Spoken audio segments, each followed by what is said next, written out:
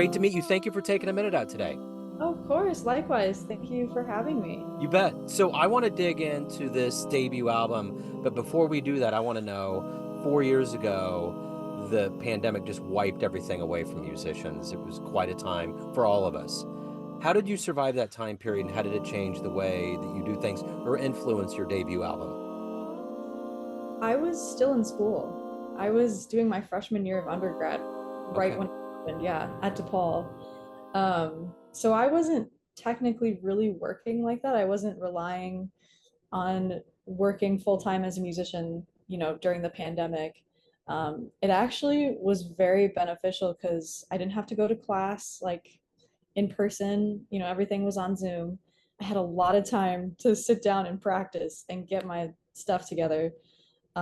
Being that I was a freshman and then my whole sophomore year as well was online. So I just had all this time like to practice and like figure stuff out. So yes, it sucked because, life completely flipped, but at the same time, like looking back, that type of time is like I wish I still had that kind of time to like work on stuff that I need to work on now. Um, so in some ways, yeah, it was actually really helpful for me. Yeah. So talk to me about this debut album. It's a big deal. It's your initial shout out into the world of music and jazz. What was your vision? What was kind of the timing, the vision, all of it that went into this being out? Yeah. So right as I graduated from my undergrad at DePaul last year, 2023, um, I just made the decision. I had all these arrangements that I worked so hard on. There's some string arrangements, there's some vocal arrangements, and I really just wanted to record them and get them out there. Just to like, this is like a pinpoint of time. Like, here's everything that I've worked on, or a lot of the things that I've worked on, and I really just wanted to like have it as like a memory in time. Like, this is what I had when I graduated college. So the whole summer I was kind of getting ready for it, and then we recorded it in October 2nd. Um, and we just spent the whole day, recording with the trio and got the strings in, and then I recorded with the vocalist on a separate day because people were flying in, and it was a whole thing. But Yeah, yeah, I'm very I'm very like um I'm very happy with the outcome, and I'm like very grateful for all the people that were involved. I didn't realize how many people would need to be involved to make something like that come to life and happen, but I'm I'm just happy with the result for sure. so what are you hoping the listener gets from this album? Honestly, it's just an homage to growth. That's what the flowers are for on the covers. Um, Growth and development, and like there's always room for improvement. Like I remember right when I listened back to it, I was like, man, I wish I could have done this and this and this different. Yeah, But then I was like, but that's true to what that was in that moment, you know? yeah, Clearly grown since then, and I'd make different decisions since then. Um, but I'm not mad at it, yeah. that's what that was at that time. And so the flowers represent like blooming and growth and like coming into yourself. Um, and that was kind of the whole point of that. Yeah. Sure. So take me back to your childhood. How did music become a part of your world? How did jazz specifically become a part of it? How did singing, all of this music, how did it happen? Yeah. My parents love classical music. Love, love, love, love, love classical music. So they would always take me to the opera house, CSO. I played violin, like I still play violin, but I played my whole life. So I was always in orchestra, learned classical, violin and all that stuff, and choral music. And I never really touched opera, but I got classical training. Um, so that's always kind of been in my like root, I would say. I also grew up going to temple, and so I would say like going to services and a lot of the prayers. I didn't even realize it, but they're really like deeply rooted into a lot of the musical choices that I make, Yeah. and that was like a recent discovery, which is cool. Um, yeah, it wasn't until later, I want to say like in high school, I started working with privately Amy Yassinger, who's this wonderful, wonderful human vocalist. She works so hard, but she was working at New Trier where I went to high school. And I studied with her for 4 years, and she started to introduce me to jazz standards and like all these, sorts of tunes. And I really like, I didn't know what it was. Like I just really enjoyed singing them. And so when I was, applying and auditioning for college, the goal was I'm getting a biology degree. I'm going to become a doctor. That's that. But I auditioned, at DePaul and gave me like a really nice scholarship, in music, in jazz studies. And I was like, I think I'm going to pursue this. I still ended up getting a biology minor, but it's so unuseful. Yeah. But yeah, it wasn't until like honestly recently, that was like 2019 is kind of when I really started to learn of standards and the history of it and the tradition. And I'm still, that's like a forever study. So yeah, Yeah. What was the first live jazz show you saw that blew you away? it was, I distinctly remember this. So there was a restaurant in Evanston called Pete Miller's, and I used to have a weekly kind of standing gig there. Mhm. Just they had like a student slot, before like the dinner time. And I remember I stayed a little bit after we finished playing, and I'm trying to remember who was playing, but Neil Hemphill, wonderful drummer, and Sam Peters on bass. And I was sitting there like jaw on the ground, and I know they were just probably playing a blues, like it was nothing for them, but for me it was like, oh my God, this is crazy. It was crazy. So it's funny actually, because then, when I started at DePaul, like a year or two later, Neil Hemphill was actually getting, and Sam Peters, they were both getting their masters there. And I went up to them and I was like, I saw you guys at Pete Miller's and it was one of the greatest things I've ever seen. And they're like, oh my gosh, yeah, we saw you guys play like, right before us. So it was kind of like a full circle moment. Sure. That's Yeah. great. So you won the Ella Fitzgerald competition in 2022. What kind of springboard was that? And along with that, what were other springboards that kind of got you to a point where you're like, I'm putting an album out, this is happening, let's go. Yeah. Honestly, I don't really remember how I even heard about the competition. I think I just saw it and I was like, why not? I'm gonna put myself out there. And I remember recording on my phone, like the pre-audition tapes, like to get in. And I called my friends, Joey Ranieri and Alvin Satner, and we were like in my living room in my Chicago apartment, and we were figuring out arrangements. And I was like, I have this idea and this idea, and so we kind of like played through them, and like, I really didn't think much of it, and then I was a finalist. And um, when you're a finalist, then they ask that you record videos, like kind of like a live video performance of three selections. Um, and I kind of just decided I was like very intentional with the instrumentation.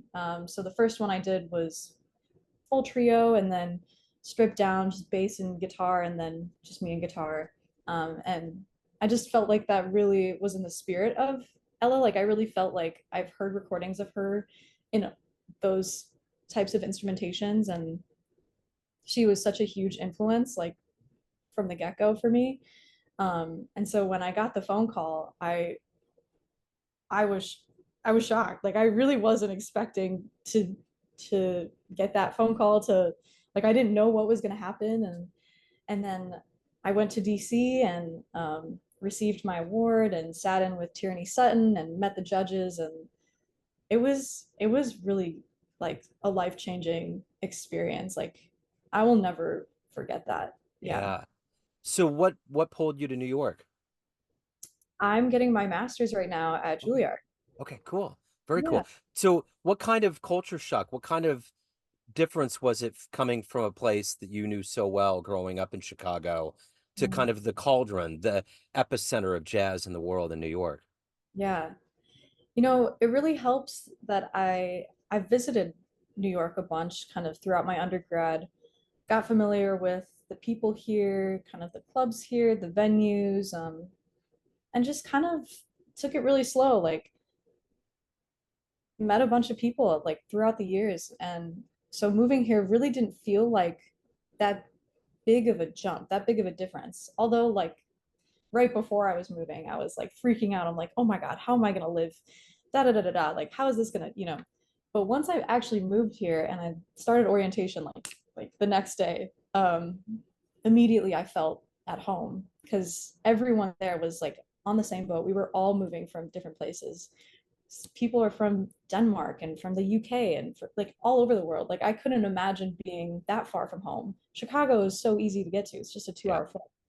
So, in reality, it's really not like that crazy. And I really do feel at home here and I really love it. It's been great.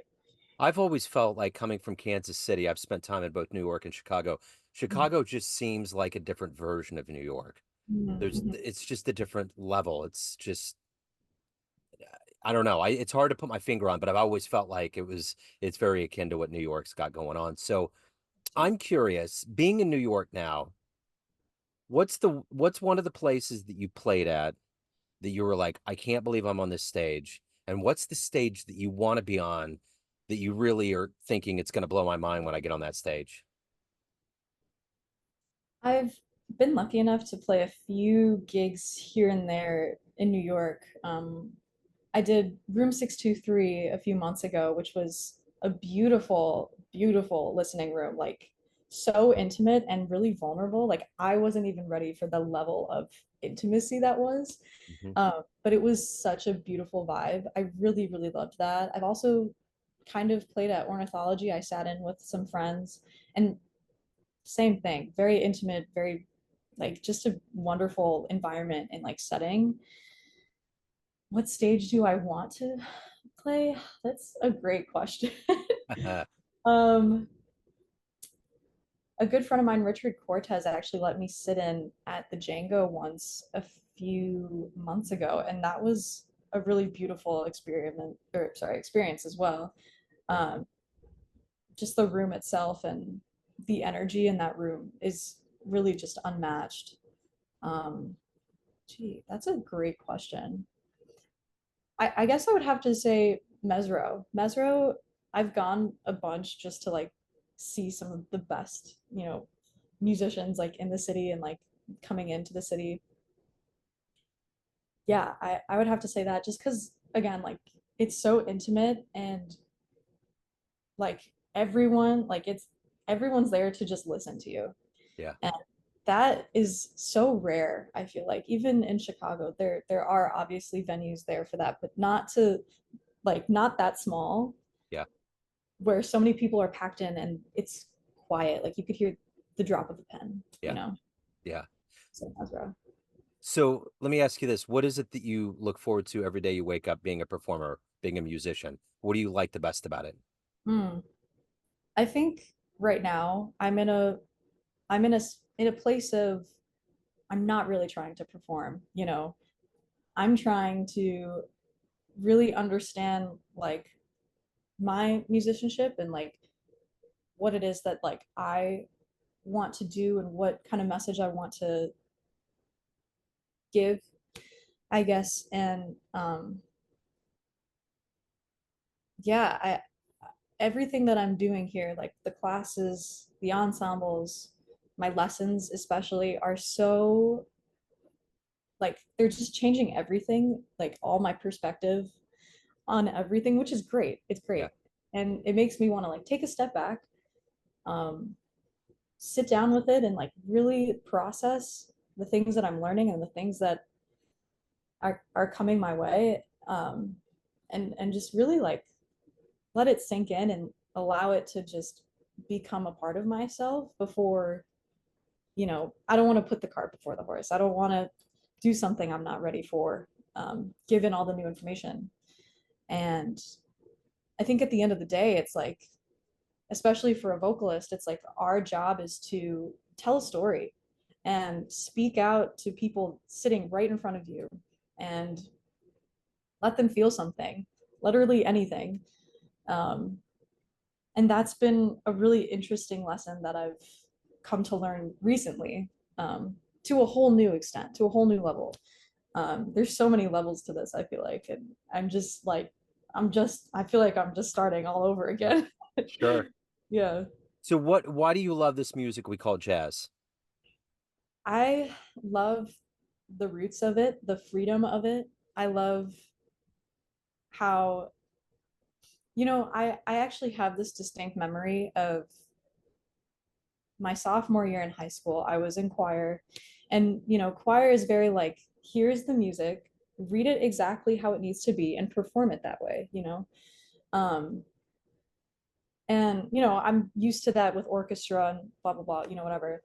But I just remember like distinctly we were performing and I had a moment of like I blacked out or I went into tunnel vision just because it was so like I had to stand there and be so stoic and like, which I have so much respect for the people that can do that. Like I don't think that I am cut out for that.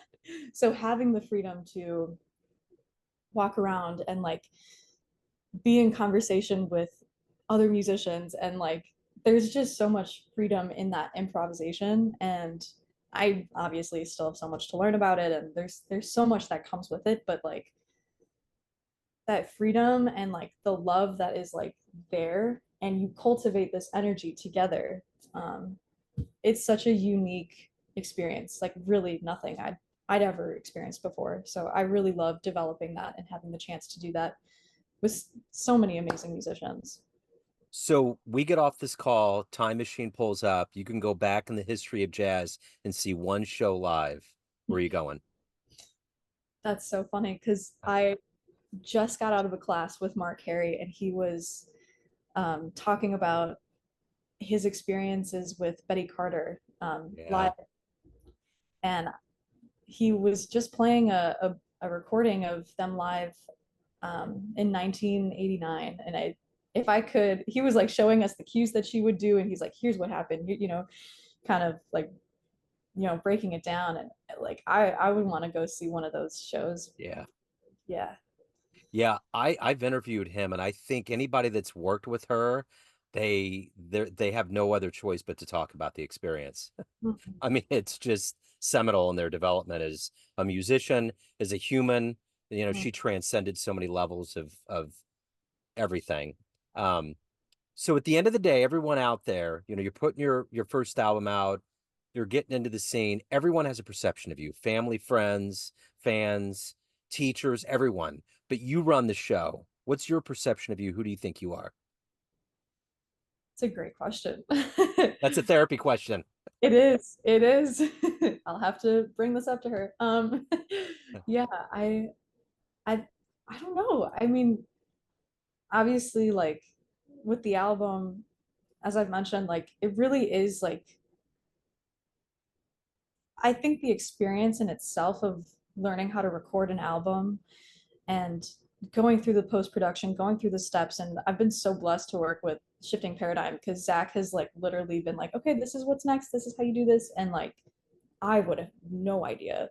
So he was monumental in that. And yeah, I think it's really just like I'm really grateful for that point in time to, and like now being like where we are now and like having it done. This is the part where I'm like, wow, I didn't know any of this a year ago.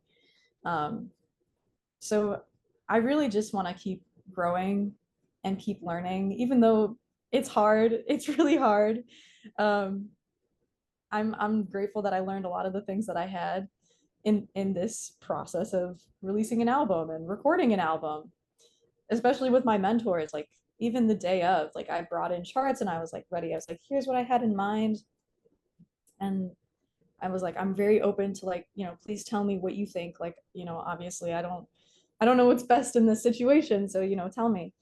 And we kind of like would workshop some things and like we recorded everything with on that day, and yeah, I just I'm I'm so beyond grateful for like all the people that I've come across and that have like made me who I am. Like the album, going to school, and like everything that's happened in that time frame has created what I am now and my experiences and my outlook on life. And I really just am in, I think I'm in just in a point of growth, and I want to keep developing that, you know. Sure. So, Julia, the debut album comes out on November 1, 2024. If anyone wants to find out about CD release, shows, anything else, get a copy. Where's the best place to go? My website is just juliadanielle.com. Okay.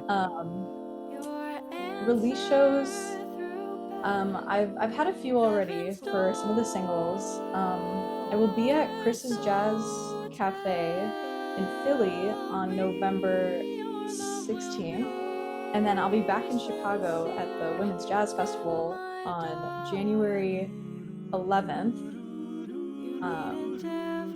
in Arlington Heights. And I'll also be at the Whistler in Chicago on January 8th. So I will have CD copies. There's also Bandcamp. You know, you could pre-order CDs, pre-save the last single that's about to come out, If I Loved You, in October. And yeah, or reach out to me and I'll send you one. Okay, excellent. Julia, this has been great.